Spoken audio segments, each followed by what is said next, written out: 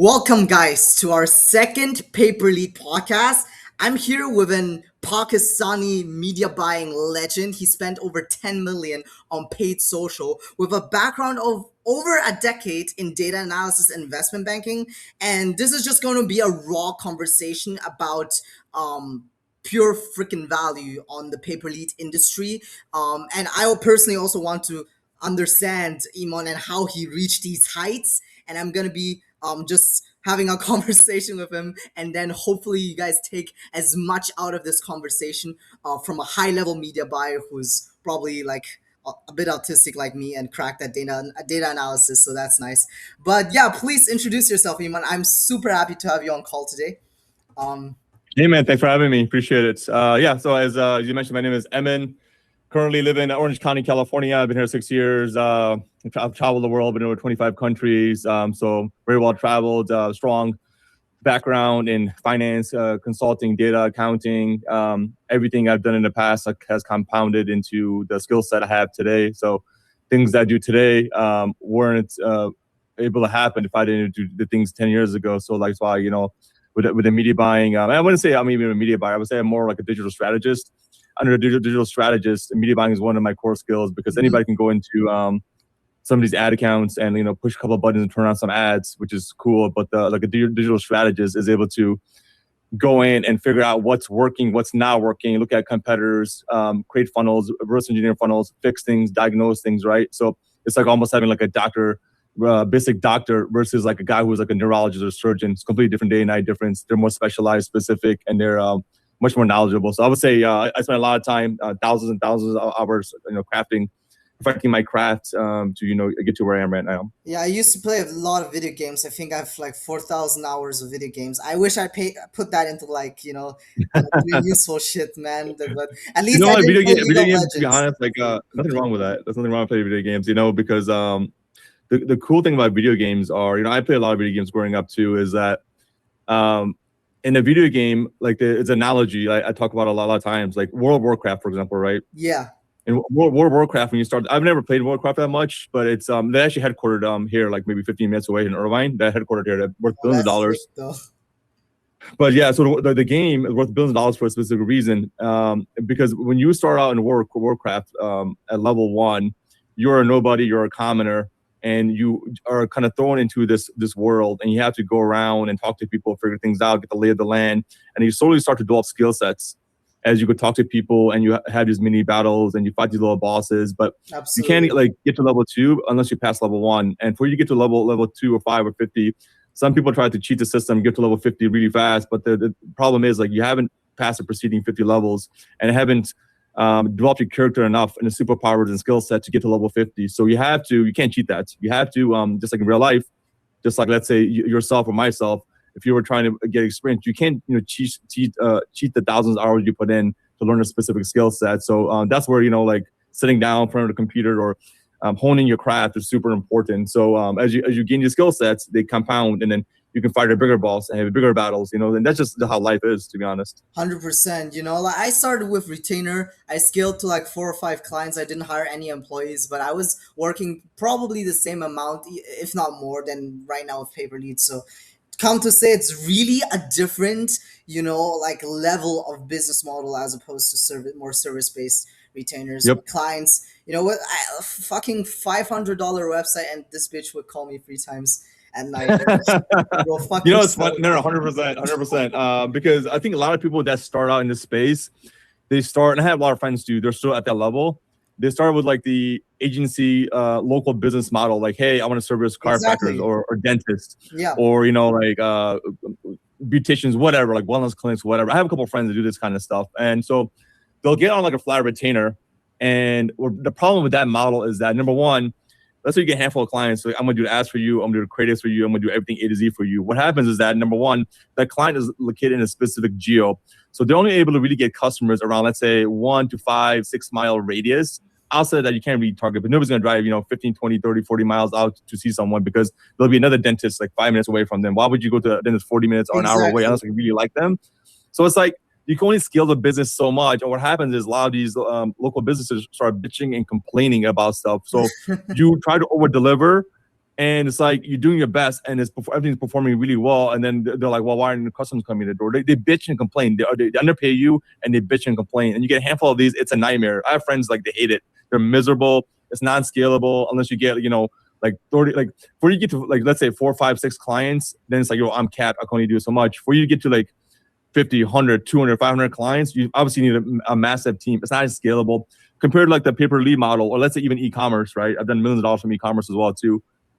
Is that it's much more scalable because once you systemize things and you have the right tools and integrations possible, you can scale the hell out of stuff because you can have yourself, maybe 2 other people, some virtual assistants in the Philippines, and you can scale it much, much wider because the customer base is just so big across the United States, even across the world. You can't really do that with a local agency model, local business model.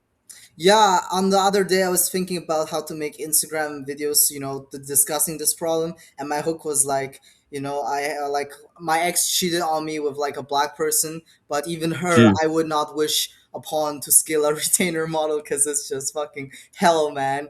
It is absolutely diabolical, and I've known some, like crazy people who scale that up to like 100, clients, which is insane. There's like a 20-year-old called Cameron England, but now this guy, he switched like more to info and then building out AI infrastructures, and he just Yeah. like moved directly into like 700 grand a month in like that's just Hmm? crazy. I believe it. Yeah, and Yeah, I know people like that. I know like I've done like offered digital offers, coaching programs, like courses as well too before. I know that exactly. model very well too. If you like, thing is like you can do it yourself, but then like you make more money teaching other people how to do it. Right? It's like you done it now. Like I'm just gonna record videos and do the how to, and I'll teach you how to do it. You pay me say a couple thousand or monthly subscription. I'll teach you how to do it. That's much more scalable. That's what Alex Hormozi did, and I've been on a call Hormozi a couple times too. You've been It's on a like call with Hormozi. Shut the fuck up. No way. yeah, for sure, for sure. Yeah, no, I have like picture stuff too as well Dude, too. wait, how Because much? when we were first Can starting I out, ask how much did you go? you paid him? So sorry to interrupt you. Go ahead. I'm sorry. Go ahead. How much did you pay like Hormozi, or was it just an event? I didn't pay anything, zero. I didn't pay anything. Well, because like he started out like anybody else, right? So when he started out, like he wasn't like the popularity he has right now. He wasn't like that, right? Like when he used to go to ClickFunnels conferences, and I was there too, the same conferences. So he wasn't like he had the celebrity status. Um, He got that celebrity status because he like he took that money, sold it. Now he put it back into like his content creation. So he got like like the celebrity, like the celebrity status. But bro, at the end of the day, none of these fucking they're all fucking human beings. I don't like treat people like any better or less because they have a certain. I don't like give a fuck. I don't care about this. You know what I mean? yeah. Like the celebrities on TV or like these guys in front. Like, I don't care. They're nobody. They eat and shit like everybody else. I don't care about this stuff. It doesn't impress me at all. If you're going to be condescending to somebody because like now you have a YouTube channel, like I don't give a fuck, bro. You know what I mean? And so people like that, I just don't want in my circle. That's just the way I am, like whatever. So, but yeah, no, yeah, we were on a Zoom call. It was myself, That's him, his sick, wife, bro. and one other guy. It was nothing. It was just like after the conference we met up, whatever. So it's not a big deal. That's bro, like that's actually crazy, But hopefully in the future, I'm gonna be like Hormozi, but the fucking Chinese and a bit of autistic version of him. We're gonna try our best with the content creation. These days it's like kind of mandatory. It's like if you had a university for business people, content creation is like a mandatory course. But Yeah, I mean, it's personal branding, man. Like the biggest thing, I've had these conversations with a couple of people. Even last week, I had one of my buddies. He had like 2 younger friends who come from Chicago. We were at like a restaurant, went to hookah lounge afterwards, hanging out, doing shisha. And they're young guys, early 20s, or like maybe I think late teens, early 20s, or whatever. And they're talking about, hey, he's like, how did you become such a good talker? How did you become so successful? This, and that. And I was like, the number one thing you can do is the most important asset you can have is your personal brand. And what does your personal brand consist of? Number one, for example, like I'm huge into fitness. People only respect you if you respect yourself. And how you respect yourself? You respect yourself by staying fit, working on yourself, working your brain, your mindset, working on your body. So like I work out rigorously. I'm very into fitness. So if you there's only like so many variables you can control in life, right? One is like content you consume, and also like what you eat and the people you're around with. Those are things you can literally control. Everything else, like you can't really control. But like going to the gym for $30 a month, for example, like at LA Fitness, and you work out, you feel better about yourself. It builds your personal brand. You feel good, you feel confidence. Then what happens is people look at you and they also like, oh, this guy is fit. He respects himself. Then respect you automatically. So that's how respect is earned, right? As part of do you have personal a branding. push pull leg routine, or do you do more like calisthenics? Yeah, I'm more into I'll say like strength training and Nice. bodybuilding. So yeah, I love some heavy weights. I love like I do cardio as well too. I'll run a mile before I go work out. Then do like 90 minutes, 2 hours of workouts. Like yesterday I did chest and tricep. I did legs on Sunday. Tomorrow it's gonna be back and bicep. So I have like a pull-up bar. I got a whole like look at this. I got a whole like peptide stack right here in front of me Oh too after the shit. call. I Yeah, don't know peptides and anything stuff. about peptides though. I Yeah, I just got like my like heard injections some here and stuff like crazy that. stuff. We got a whole peptide brand we're working on launching right now. Besides Legion, I do e-commerce as well too. So we got a whole peptide brand we're launching as well too. It's a but again, like these are like these are proteins and amino acids that your body already produces anyways. So what the proteins do, what the peptides do, they just enhance and improve your the amino acids because your body doesn't produce enough of them. It's not steroids or TRT, and so when you take them, helps with recovery, better looking skin, weight loss, shredding. So actually, it's a superpower. It's a future of health actually, and it's actually like projected to be worth like multi billions of dollars, if not trillion of dollars, because FDA is approving a lot of these peptides actually. And these are mostly just from China too, but I have lab reports for all of these before I inject them. Damn, okay. That sounds like you're a freaking biohacker, just trying to optimize Pretty everything much, in man. your life. Dude, I would say no, you hit the nail on the head. Like biohacking, I love to hack things, right? Like I'm a big hacker. I do a lot of travel hacking, credit card hacking, biohacking. I do a lot. I'm being like, what What do can you I think is the do? best Amex? So sorry to interrupt you, but Yeah, for I think this is a lot of practical value for people want to go into Legion with these like flight miles. I know gold, like this gold Amex Chase is really nice. The Chase Sapphire, for from Chase Bank, that one is also really good. So I kind yeah, of yeah. want to get those two. Yeah, no, yeah. I think that like depending on where you are on your credit journey, like so I know a lot about credit as well too. I have like probably a couple $100,000 worth of credit cards at least. Like I have one card, it's like $100,000 credit limit, like U.S. Bank, for example. So every one of them depends what you're looking for, right? I think if you're starting out, we don't have that much credits. I mean, I think Amex Gold, because it's a charge card, I mean, you have to pay the entire balance within 30 days. It's a good card to have and accumulate a lot of points, especially if you're running ads. That one's really good. The Chase products for sure, like Chase is a very elite bank and have really good credit card products. Chase Sapphire is very, very good. The Chase Inc. products are very good as well too. So I would say those two are probably going to be the top tier. Then I think the other ones like Bank of America, BMO Bank, there's other banks as well. But I think like those ones are probably I think going to be the more like solid ones. Is like the Amex Gold and Amex Platinum you can get to. I think it's like $100 fee per year, and then you get some I think like travel perks things like that too. So, but yeah, they help you like rack up points, man. They're pretty good cards. Yeah, in Legion, I've never flown first class, been economy, so to get a few first class flights, I might like dopamine might be actually like crash out. That's just insane. Yeah, yeah. Yeah. I have something called so funny enough. So like I said, I do a lot of hacking. So I have something called a companion pass. So I get to travel 1 year for free, unlimited. I don't pay taxes on a flight, and I just jump on like in first class. Like for example, I went to Japan like last year, $10,000 flight first class, got for $400 only first class. Because I have a travel pass. So I have like connections with some brokers and airlines or whatever. So like basically every employee gets to add a companion to their account or whatever, or like family member or like a friend or family or whatever. So they can add a companion, and then now the companion can fly 1 year unlimited, and they pay taxes only on a flight. So domestic flights, for example, in the United States, will cost me one way is $35, two ways $70, which is fucking nothing. And then you internationally anywhere from like $200 to $400. So like I can jump on economy, I can jump on first class on 1 year unlimited flying. Fucking Yeah. insane. From the States to Japan, first class for I've never heard of that's basically for free. Yeah, hacking, bro. I'm telling you, like I have like accounting, You're finance. I playing know like tax real hacking, life I know video tax game. loopholes, credit card Yeah. hacking. I'm all like, what can I? Here's point A and point B. How can you get from point A to point B? Like you can drive a Toyota, or you can drive a Ferrari or like a Bugatti. I want to get from here to here as fast as possible in the shortest time. I want to do it in style. So I'm like, what can I get from point A to point B in the fastest way possible? That's the way my mind thinks. So I'm like, what can I do to hack stuff? That's just Playing life like GTA 5 kind of. Now that GTA 6 yeah, is coming out, you yes, gotta pretty like much. level up as well. But what like you had such a career in data analysis and investment banking, which is already insanely intense, right? Is that transition what like basically clicked and make that transition into entrepreneurship and just like media buying or paper lead? Yeah, definitely. Well, I guess let me tell you a little background story. So I was doing this consulting stuff for 19 years. I used to travel like 30 weeks a year for like 19 years, living Holy on shit! hotels. Yeah, you For told me. 19 years, yeah, living in a hotel. I've been in 45 states. I've been in 25 countries. I used to travel a lot, a lot. I just got to a point. A couple of things. Number one was I just hated the people in the industry because people in finance, especially they're assholes. They're pain in the Evil ass to work freaking with. They're assholes, anal, right? the derogatory. They put you Yeah. the condescending. I just I was turning into like I was working with assholes. I was turning into an asshole myself. I'm like, this is Yeah. not for me. I don't like it. I'm like, I can make more money in doing other stuff. So while I was doing consulting, what happened was, it's a crazy story. I was back in Chicago, Yeah. and my dad got diagnosed with ALS disease. And so my mom and dad were living in Ohio. So they moved from Ohio to Chicago, where I was living at the time. And so some people like know ALS, some people have no idea what it is, but it's a pretty horrible disease, worse than cancer, almost, because there's no known cause for it and no cure for it either. It's very rare.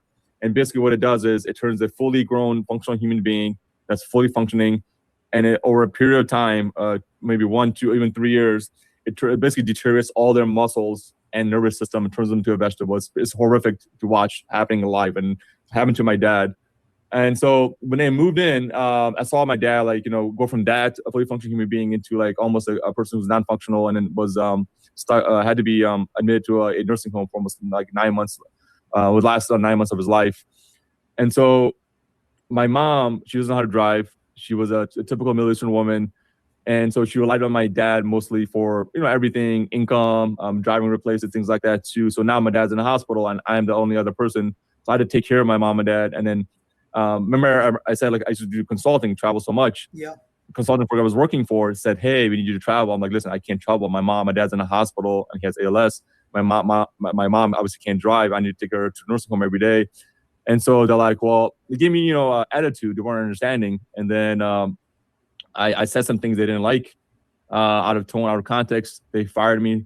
And then now I had no job. And then, like, now I'm broke. Now my dad's in the hospital dying. It was a pretty, like, horrible time, in my life. Yeah, this is like probably 19 years ago. I can imagine how difficult it is. It was horrible. So at the time, I was like, listen, I just I hated the corporate world. I hated working with somebody else. I've never been somebody like I hate authority. Yeah. I hate authority. Like I don't like cops. I don't like bosses. I don't like managers. Yeah. I don't like people telling me what to do. Like, I just don't like people ordering me around. It's not my personality. So yeah, man, at the time, I just used to drop my mom off at the local nursing home where my dad was, back in Chicago, and then go to a nearby Starbucks and spend 12, 13, 14 hours a day at Starbucks teaching myself internet marketing skills, like the fundamentals of Facebook ads and email marketing and SEO.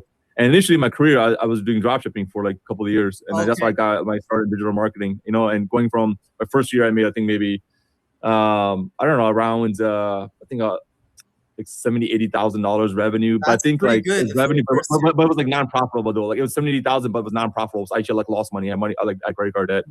Because I was testing stuff, it's just like, you're trying is testing things, what's going to work. Yeah.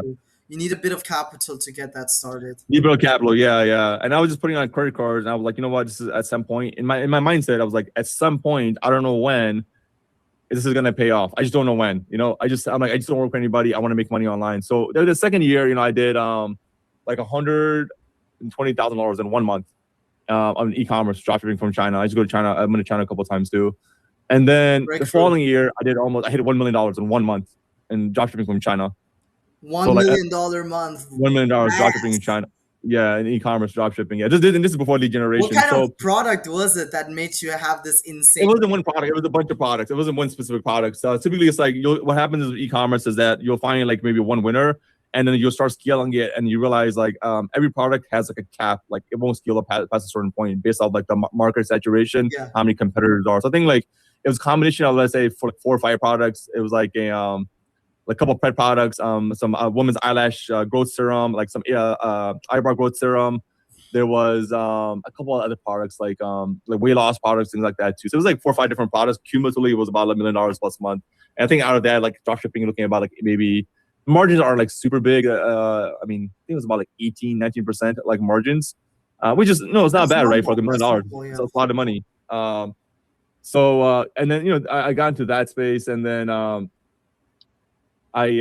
just one follow-up question here, right? You had all these big breakthrough moments on e-com and drop shipping. Is there any specific ad format or like ad sauce that you dropped that kind of changed the ROAS or ROI on a specific product, and then you just hammered on top of that during that? Yeah. So whether we're doing e-commerce or like lead generation stuff we're doing right now, the one thing I like to do a lot before, like, I mean, I can get into any niche, right? I like there's so many verticals that you can get into. So like if you don't know any vertical, like you don't know how to get into vertical, the first thing you should do, whether it's e-com product or lead gen or any of this stuff, is like you do competitive analysis. So I have a sheet on my computer. I'll open up a brand new sheet. I'm like, I'll sit down and do some competitor analysis. I have spy tools I use. One is called bigspy.com. Big spy. So Oh, bigspy.com, I'll go in and it gives you basically you can sort it by like the different ad formats, things like that too. But you can like simply go in there and type in, let's say, like pet products or something, or type in MVA, or like or like yeah. accident cases, or home services, or roofing, or blah blah blah. You type in a few words, and then what you can do is like all the ads that are live right now, or even like previously were live but maybe are inactive, it will start populating all those ads into a platform. I think it's better than the Facebook ads library, because Facebook ads library won't show you all the ads. It'll show you some of the active ones, won't show you the inactive ones. Yeah. This platform will show you inactive ads too and active ads. So it gives you it's a good spy tool to use to build the foundation before you launch anything. You don't want to try to come up with like, hey, I think this is going to work. No. I want to find out what's already been working. So I get that baseline, right? And then I can see all the ads that have been performing, and I can sort it by the highest to lowest impressions.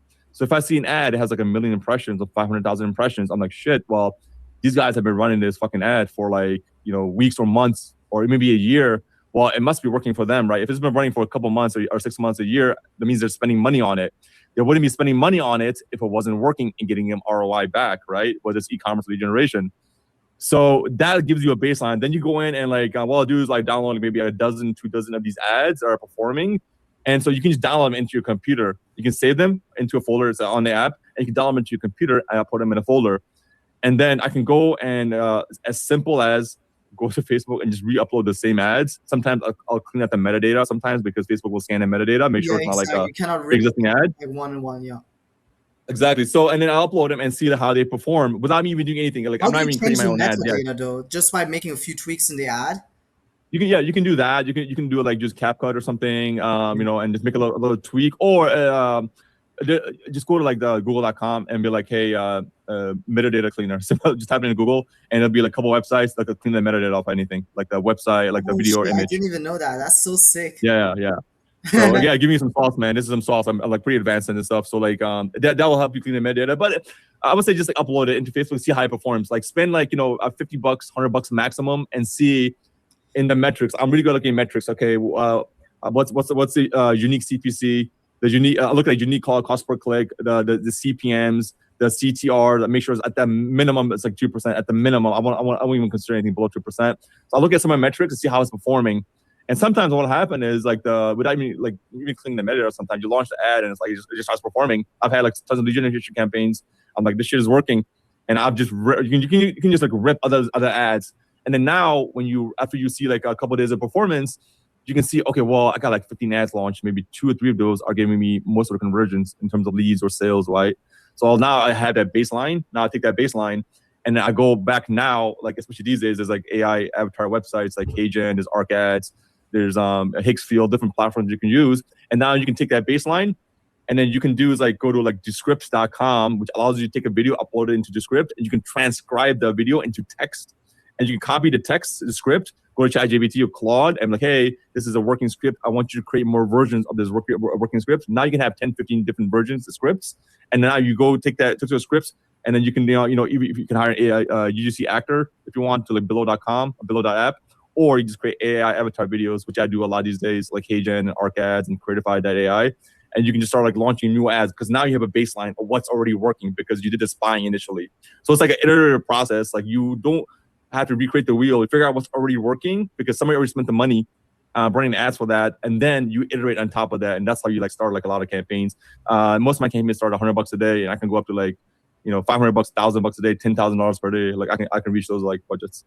Yeah, I had like the free competitive tools I use. Adspy.com seems to, you can actually go inside the ads and see the comments, so that was really nice. And it gives you like AdSpy I used to use a lot. AdSpy was like one of my old tools. I used it for years, but I do like Big Spy a lot. But Big Spy, I haven't too. checked it out. I want to check it out. Foreplay I've used as well, because they have more ads and sometimes ad library, because they probably also have like inactive ads, and I see a bunch of stuff. Foreplay I've used too. Foreplay, yeah, as well. I've It's used crazy. Foreplay. There's Foreplay. There's also Atria. There's a couple other platforms too. Try Atria and stuff. Now trying to automate all this competitive research because it's still taking me some time. And with Claude now being close to almost like AGI, I just hired a CTO for me to also from Pakistan who's really cracked at this stuff and just trying to figure out how to automate all of this repetitive things and teach it Yeah, how to like analyze these patterns from ads. And I yeah. I mean, live in an era, man. Compared to when I it's started this, like the crazy. era right now, it's fucking crazy. People have no idea like how easy it is now. Like it does Yeah, all the back work in the for you. days. I can It's a imagine, cheat man. code. It's a cheat code. Yeah. I can imagine how much of a grind it must be to create ads back in the days now that AI makes everything so much on steroids, right? Yep. And specifically right now, I have like I made a video yesterday talking about like top 30 e-com brands in the world, and I was just trying to take concepts of their best performing ads and remake it for my own industry. So something Yep. like a competitive scraper of the top 50 brands in the world is something I wanted to do, with my Mhm. CTO and just like reformat that specifically. But a lot of automations you can build, and like Iman said, this competitive research is so important because you can really understand the consumer psychology and get Mhm. like have like pattern recognition of what works in an industry and what doesn't. Usually in the format of ads like UGC, is it like AI, is it clay motion, is it like static images with crazy ugly static images, different Yeah. types Yeah. of Yeah, offers. man. Everything has different, yeah, some things, like some stuff, like for example, I'm doing a lot of life insurance right now. Life insurance, like So crazy. 99.9% of my ads are like image ads. They just work. They They just convert really work. well. They just work. Everything other stuff like e-com stuff or MBA or other stuff, it's just been like video ads mostly. So it just depends, sometimes the boring image ads work, other times it's like, the video ads work. So you test like a combination of both of them. There's earlier this year actually, around I think like February or something. So Facebook came out with a new update, Andromeda update. So Andromeda, they're going. What Facebook is headed towards right now by the end of the year, probably early next year, is full AI automation, meaning that all they want you to do is do no targeting at all, no age Just targeting, no ads. interest targeting, nothing. All you do is upload one campaign, one asset, upload as many different creatives as possible, and it will based off the image. So like your image, your creative is going to do the targeting. How you speak in the creative, the hooks, the CTA, it'll figure out. It becomes so smart, it'll figure out and serve the ad in front of the prospect that resonates with that specific creative and ad. So that's how it's going to get to eventually, Facebook is a and data it's almost there. platform. It's never an advertising platform. It has so much data on people. It's like can really, really target the right people with the ads. And now I mainly throw everything into a CBO ad set and see what works. But you seem to also do e-com and pay-per lead, like both models at once. Like, how is that even possible at this level? It's systems, man. Like I'm a big believer in system. I create systems. I don't outsource anything unless I know how to do it myself typically, or at least have talking knowledge about it. So I already have years of e-commerce experience because I put in like the countless hours doing e-com. So with lead generation campaign, let's say I'm running life insurance, I have like a bunch of clients. So it's a matter of setting up a couple campaigns. I have the quiz ready and just monitoring the campaigns and ad accounts, like here and there. I'm not monitoring like every single second, like but even like maybe every day, every other day, I have rules in place that can shut off ads, turn off ads as well too. So while that's running, I'll jump in and add account, make sure it's performing okay. And then I can go, over here too. It's a lot of work sometimes as well too, but it's just systems. I can go over here and like, hey, I want to sell peptide or something. I want to do this, whatever. So I can, while I'm doing that, what's kind of automating and running, I can go and like start this, right? But will like blow up overnight? No, but like if you start chipping away, putting a couple hours here to this other thing because I'm like very intrigued and passionate about it. Like it's very, very doable. But again, it comes down to systems. So like you scale with systems. Doing everything manually is not scalable, but you scale with systems. Once you have systems in place, then you can scale a lot of things. So that's why like how you build systems around stuff. E-commerce, like, okay, I have to find a product research, creatives. I need to get 3PL warehouse.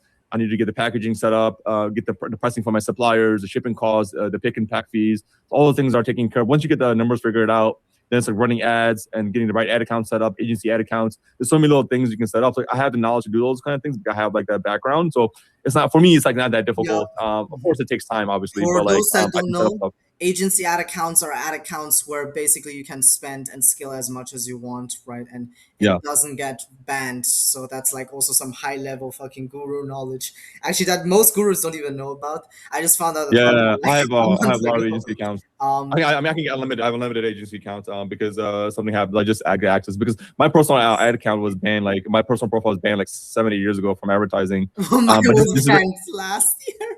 No, yeah, few yeah, years yeah. Dude, ago. I mean, it's common these days. Like Facebook, after like they ban you, and it's like sometimes like it's like bots, and it's a stupid reason you can't talk to customer service. And I mean, I could get it back, but I pay like a couple $1,000s to get it back. I just don't care. I'm like, I could just get new profiles, new business pages. I just don't care enough about it. So I'm like, whatever. And it just like I have a whole complicated like I use ads power. So I have different like 40, 50 profiles set up in ads power. I have proxies set up for different locations in there too. So Same. I jump on. Yeah, I have something that's how you similar. like set it up. Guys, if you don't know how to do this correctly, watch my SOP on setting up your meta infrastructure. It's the most in-depth one on the internet for pay per lead, and it's insanely important, specifically because it's the whole business, and you don't want to get fucked by meta. Because if you don't have this set up, you will get fucked by meta. It's basically inevitable. Like when a girl breaks your heart and you get cheated on, like that's gonna happen in your life. So you just need to, prepare for it essentially. But enough with the analogies. We're just going to also see somebody who's already like scale like so many different business models. Like what was the biggest like constraint for you in pay per lead specifically to scale up to like these big months? What do you think? Mhm.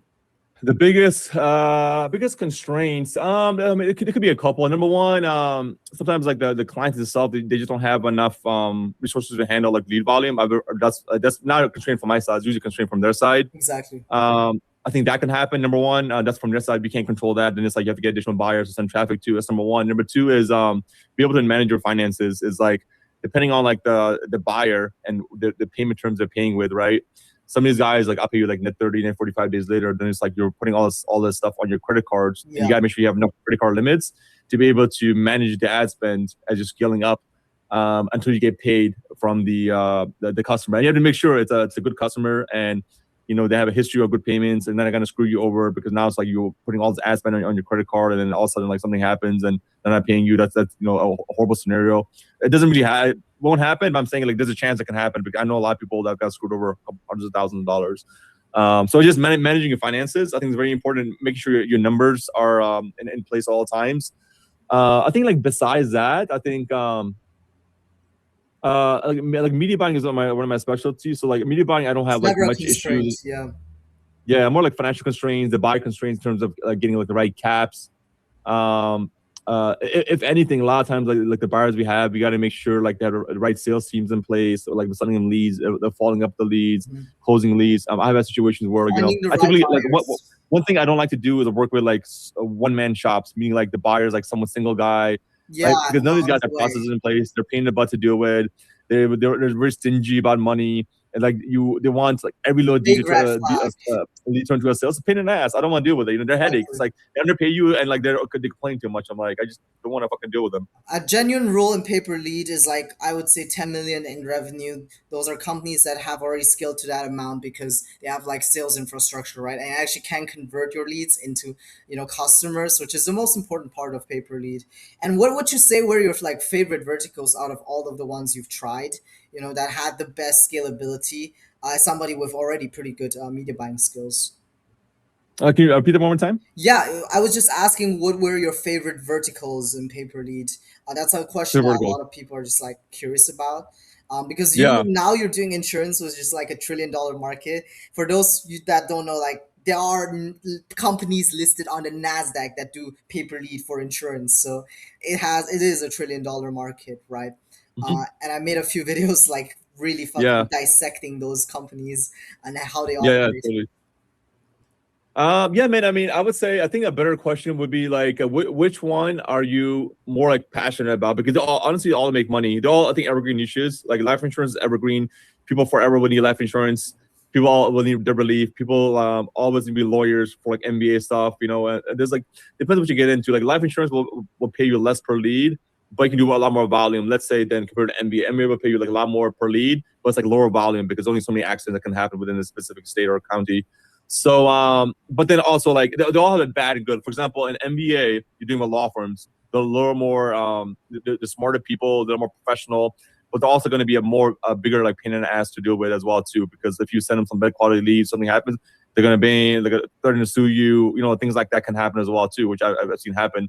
Life insurance is like you can send them like hundreds of leads, or 500 leads, 1,000 leads, and you get like a batch of bad leads. They're like, okay, whatever. You know, we have so many leads coming in. They're so cheap anyways. We're not gonna complain as much. So I think for me, like my favorite niche would be like it's not like, hey, which niche is your favorite, it's like which ones is the least amount of headache for me, is going to pay the most, where which Absolutely. ones are people are going to complain the least amount, which clients are going to be cool and easy to work with. Those are the niches I love. So that could be like, whether it could be life insurance, could be debt relief. Those are the niches I love because I just want my ads to flow. They're getting good leads in, I'm getting paid, and the relationship just kind of goes right. So like, for example, life insurance right now is like has been pretty good because I haven't got much complaints. It's like, yeah, it's relatively easy for me to run. I have the funnel in place. That same Image funnel, I ads. can release in USA. I can run stuff in Australia. Yeah. Now with the MBA stuff, which I run MBA as well too. The issue with MBA sometimes, like again, you make lot more money, but at the same time, like law firms, like, hey, I need leads only in Texas or something, or in California, Yeah. and so you have to make the numbers work. So like kind of restricted by geo right there initially, and Right. like when you Field are targeting distribution. distribution, yeah, it becomes like, unless you have, you know, like buyers nationwide, then it's like a lot more, it's a little more easier, but it kind of get expensive. People complain a lot, so it has, I think, a little more headache. I want, like, you know, the least headache as possible. So I think that's a good niche. Home services could be good as well too, but home services I think is very similar to MBA in like there's Geography. like roofing companies like only in California, or like part like Texas or something, or you know, it's like for you to get a large volume, you have to get buyers in all the different geos. So it just kind of depends, you know. I would say that whichever ones are like the least headache and people easy to deal with are my favorite niches. Definitely. Insurance and legal. MBA I wouldn't recommend for beginners because the distribution is really complicated and to learn it. Yeah, But some, legal verticals are also pretty doable, but it's you need to watch out for geography because sometimes single state is always more expensive than like running yeah, nationwide. Nationwide is like sweet spot, really, really sweet. And the single state is just, very toxic. And the lead costs are just higher. So just keep that in mind, guys. And specifically, right now that we've like really covered everything, how you're more of a, like, I feel like a time hacker and quite extreme with your time as well, right? Is there like yep. any methods that you use just to like have insane control over it with the specific verticals you manage? Right, because I'm pretty sure like you're like doing two things at once while we're talking right now. Probably I can see it Yeah, in your brain. yeah. I have my big like 49-inch like curved Oh shit, screen right that's here, and my big, laptop down here bro. too. Yeah, it's a lot of windows open. But yeah, I mean, time management I think is very important. Not just work, but just in life. For example, it's like every unit of time that you're giving away to a specific task or a person, a family member, or a friend. It's like are you getting like ROI back out of it, right? So that's like during the weekdays, for example, I have like literally no time for any social activities. It's like work and like gym, because those give me a lot of ROI back, right? Social time I've allocated towards the weekend. Typically, it's gonna be Friday night, maybe a couple hours, or maybe Saturday night, a couple hours. When I go to a restaurant with my friends, and that's my social time. Outside of those Friday, Saturday night, I have like no social time besides that. Weekdays, it just work. I use like Microsoft OneNote, for example. I'm using for like probably 8 9 years. So all my different, like, I have different tabs on there and different tasks and things I need to complete. So all my note taking for different projects are going. That's why I'm able to keep track of stuff, like how do you handle e-commerce and lead generation well, because right in front of me I know, like right here, like, I have notes here, like I know what needs to be done, and like which campaigns to look at, if the maybe CPLs are out of whack, or I have new creatives, I gotta fix the Exactly. campaign.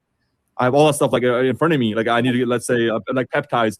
My peptides, like I had to be very careful, like which ones I got to take, how much stack, Damn, and that how much I sounds need so to inject. complicated. Right? That's Yeah, like, yeah. So I just like, but thing is, like, if you don't like, I did a podcast about this. Like if you can't measure it, you can't track progress. If you can't measure it, you can't track progress. Like, a lot of people just don't measure stuff. That's your health, your like weight loss, your campaigns, your spend, your finances. Everything needs to be able to track. You know what I mean? Some people like give away all their time. For example, I have friends like like I'm social, but like they're like super social, and they give it all their time. And like I want to get my life insurance license. I want to do this. I'm like, well, you're not allocating time to it. You're just giving away all your time to other people. You know, you have to respect yourself. You respect your time, be respect yourself. selfish. If you respect your time, then people will respect you too. So Exactly. that's why I'm very strict about the time I give away to certain different things. I just don't have time. I have goals I need to complete in terms of like income I want to make, and things I want to do, and places I want to go to, and traveling and Yeah. things like. I mean, I travel 25 countries. Like I, 20 like I allocate times. plus. Yeah. In terms of tracking and stuff, like if you guys want to specifically have the trackers, I give them away in the Telegram and school community, so you can check that out. But specifically, what really needs to be tracked or like automated is like a notification if a specific ad costs too much or your cost per lead just spikes. A notification to automate, that's another tip I would give to you guys, right? Just so like on your Telegram or WhatsApp or Slack, that's super super helpful, specifically in lead gen. So you don't need to, you have peace of mind. You don't need to hire an external guy to track it, right? AI can automate a lot of this stuff. So in terms of hiring, I would definitely recommend a CTO who's like really cracked at the tech stuff and that you can also outsource so he can fix a lot of the problems. And I wanted to also ask you, Iman, like, what would you hire in terms of like priority, growing a pay per lead business, scaling it extremely fast, right? In terms of hiring, like the talent. Exactly.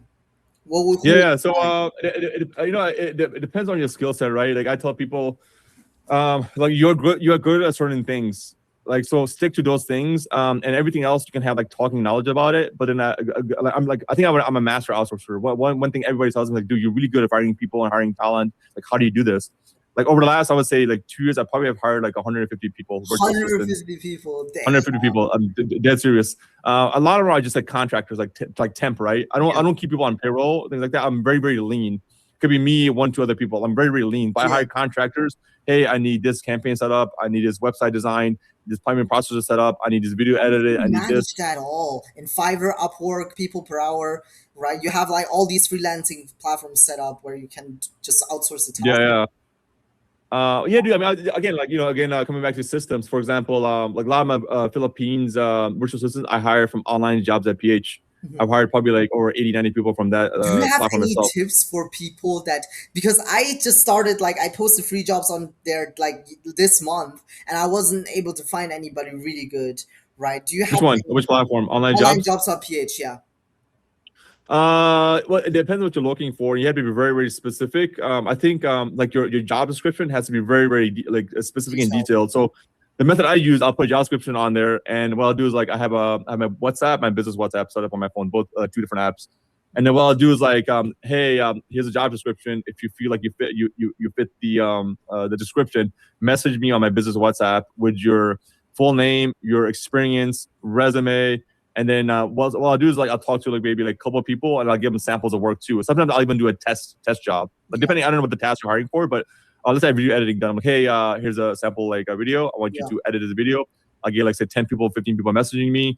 And I'll just 10, 15, 20 people. I'll maybe get on a call, maybe about like 4 or 5 of them, or maybe 7 of them, and I'll see their sample of work and maybe I'll maybe hire one. But I think typically what I started doing like 2 years ago is actually hiring and like twos. Every time I hire for a job, I always hire in twos because now you're competing against each other. I want to see which one's going to be the Yeah, best. that's And they're competing against each other, right? And then you see, okay, both these guys, like what happens typically a lot of times is like one will always outperform the other one, and I'm like, I'll keep this one. Sometimes I'm like, damn, both of them are pretty good. Let me just keep both of them for now, see how they perform. In terms of like the quality of work, timeliness, and then also communication. So I look for like things. Hey, this person is really good at communicating, and also listening to me. But a lot of times, there's some things I might not know about. Like I want the person to come in and actually bring value and teach me. Hey, I don't know about, let's say, Adobe, or let's say I don't know anything about what do you call it, like Photoshop or something. Like it just says I don't. It's none of my, not worth my time to get into Photoshop. I just don't have time to do this. Mm-hmm.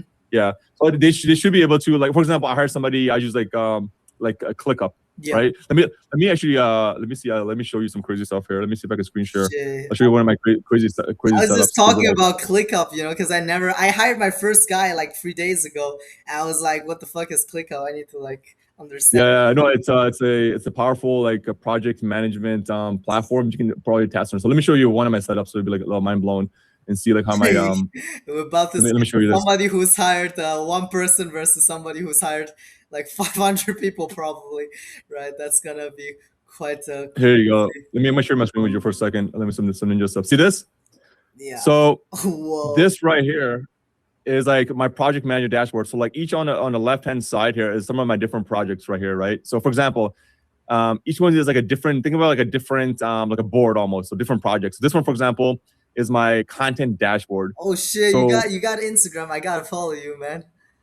That's Yeah. so So like for example, each one of these is a different piece of content I have, like content idea stage, filming stage, editing stage, review stage, feedback stage, approval stage, scheduling, and postage. So each one of these, you click on one of these, like here's a piece of content, like some I want to talk about.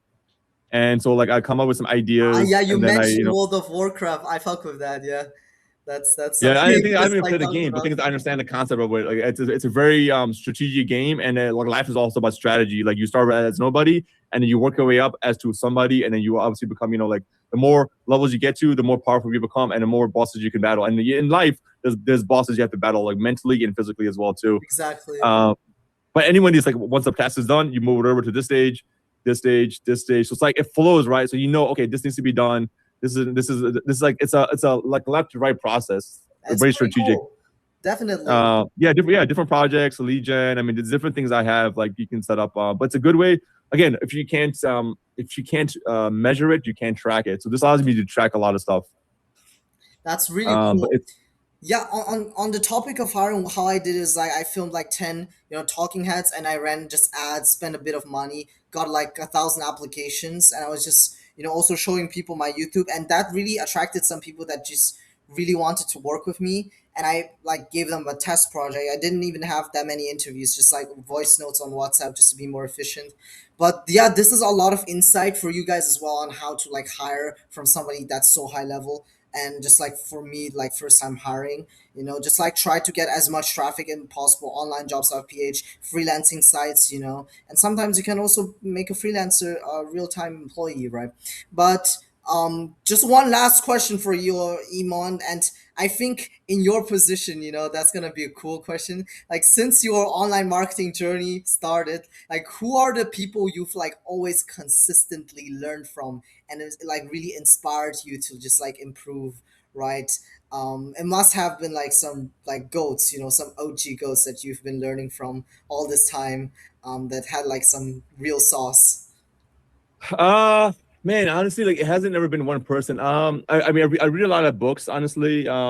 Like this is one of my like this books I love right now. It's called Tools of Titans, right? Tools of Titans. It's a That's very a thick book. fake ass book. Yeah, it's like 500-600 pages. But Jesus. like I think obviously you should follow up people like I think like Alex Hormozi, all these guys, or like I've done like coaching calls with Ty Lopez, for example. Like I've coached the students on how to make money online. I've been in coaching calls for him or whatever. But like I think books like this, because it's split up into like three different sections. It's mindset, health, and wealth. And each chapter is actually only like 2-3 pages. And he interviews like I think like 1,000 of the world's most successful people in health, wealth, and mindset, and ask them like 4, 5, 6 questions what made them so successful, and put them on this book. So it's a thick book, but each chapter is only like 2, 3 pages.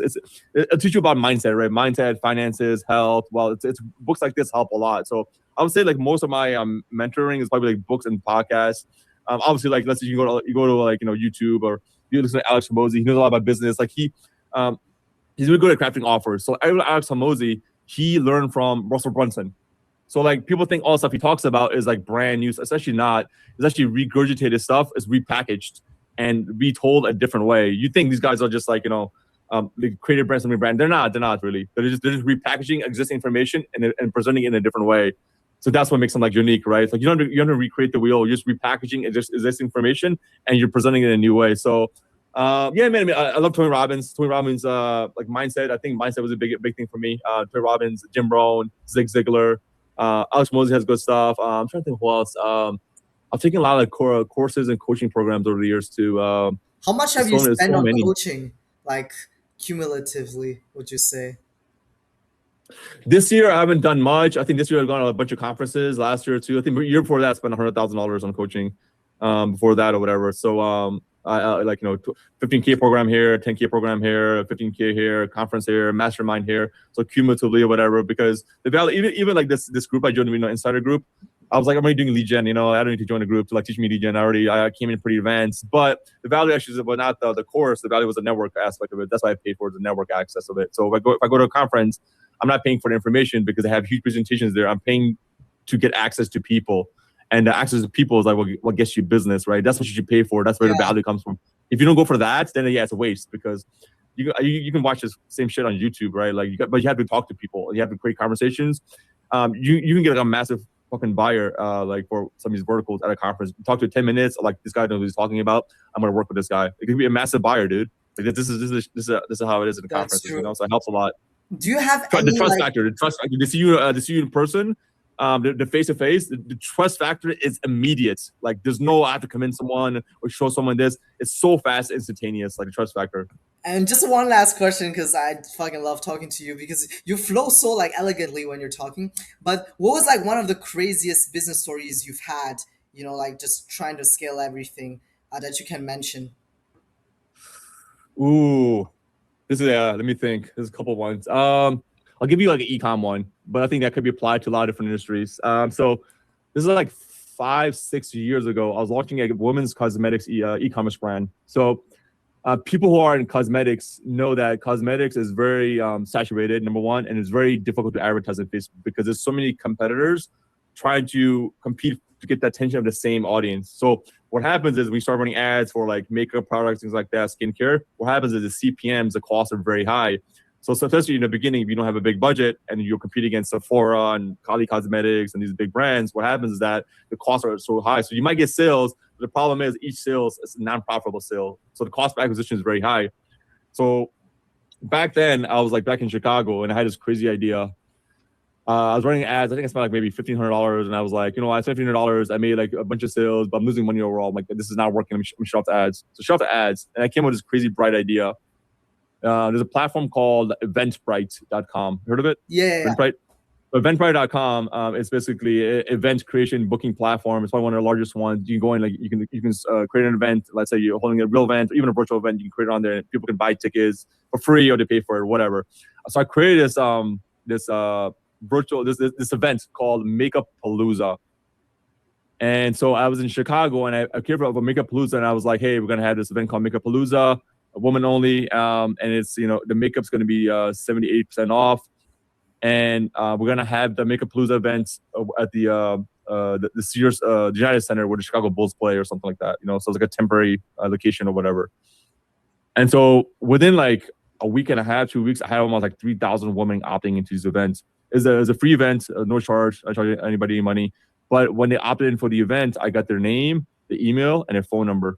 So like people who are marketing know how valuable that data is, right? I got their information. Yeah. Costs like so people who are not marketing $30. won't understand it, but people who are not marketing, they know how valuable that is. And I got it for free. I'm like, shit. And I didn't spend much money on ads. It was organic, and maybe I spent like $5 a day or something on ads. It's very cheap. That's a crazy tactic. I love Yeah. it. So no, that's just getting started. Watch how crazy this gets. This is just the beginning. So I was like, wow, I got 3,000 women opting in. So then I had one of my virtual assistants. We created about 65 to 70 events and around the states, every single city and state around the United States, where the Miami Heat played, Los Angeles Lakers played, the Clippers, New York, Madison Square Garden, like every little arena, we created these events. So I had like maybe 65, 70 events in the United States. And then I have a virtual assistant. We went to every city around the world, major city, Tokyo, Mumbai, Pakistan, every Australia. We created events around the entire world. We had about 600 events happening same time. In probably a month and a half, I collected almost like 275,000 women's email addresses and phone numbers of opt-ins. It went so viral. I had magazines and TV channels contacting me, like, we want to cover your events, Makeup Palooza, what it is. They're like, what is this? It was like a crazy, it became so viral. And I was just collecting the data. So what happened was every time the event would come closer, I would just cancel the dates and reschedule another month in advance. I'll collect more email addresses and phone numbers. And then so now it's like another month and a half. Now it's like almost 2.5 months in. I had maybe like 350,000 like emails and phone numbers and all this stuff collected. What happened was during the second time, I got busy with some of the projects, and the event was supposed to happen that weekend, and thousands of women showed up to the events around the world, the different arenas. They showed up, they went and they parked their car, they showed up, and they're like, they went to the front, like, we're here for the Makeup Palooza event. And they're like, what event? There's no Makeup Palooza event happening here. And I was like, shit. I was like, I completely forgot about it. And so the event arena, it was like 2 or 3 of them. They contacted Eventbrite. They're like, hey, we have this woman in the parking lot for this Makeup Palooza event. What's going on? And then the Eventbrite looked at my account, and it's all like, I don't know, like 400 events happening in like the same day, like in the weekend, and they contacted me. They're like, hey, why do you have like 300-400 events happening the same day, weekend? What's going on? And then they froze my account, and I was like, Well, because each event was separate, I had to go in and then click on it, download it, click on it. So I just didn't have time yet. I just was so busy with other stuff. So I was like, uh, I slept on it and I went back home. I went back to sleep. I slept on it, woke up in the morning. I was like, man, it froze my account. What should I do? And so I went back and reviewed the copy of the event. And at the bottom of the copy of my Eventbrite, it said like, there's a disclaimer on there. It said the event venue has yet to be decided and confirmed. And so I took a screenshot of that, sent it back to Eventbrite. I'm like, listen, guys, I have this disclaimer on there, so like it's not my fault. The girls showed up to these events, like whatever. And they're like, well, yeah, this is not allowed, but like legally, yeah, you're right, you didn't do anything wrong, but you do have a disclaimer on there. So they turned my account back on, and I downloaded the entire list, and then I ran like an SMS email campaign for the next like 3 weeks, made like $185,000. You know what I mean? Like outside the box thinking, right? Outside like hacking, outside the box thinking. That's what it is.